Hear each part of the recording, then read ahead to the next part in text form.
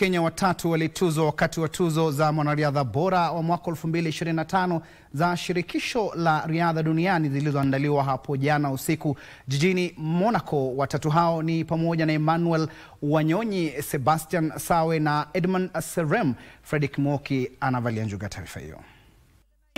Wanyonyi, he's starting to look a bit... Emmanuel Wanyonyi alitawazwa mwanariadha bora wa kiume wa mwaka baada ya kuonyesha umahiri wake kwenye mbio za mita 800.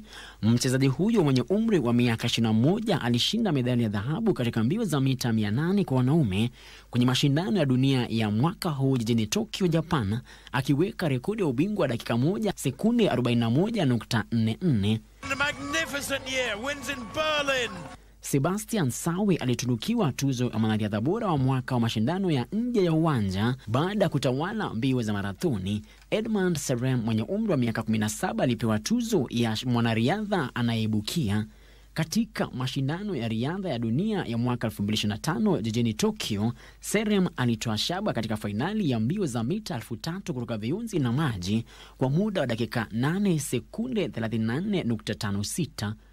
Bingwa wa dunia wa rukaji upote wa Uswidi Mondo Duplantis na mwanariadha anayevuma kutoka Marekani Sydney McLaughlin walitangazwa kuwa wanariadha bora wa dunia wa mwaka, wakipokea tuzo kwa kutambua mafanikio yao makubwa mwaka huu.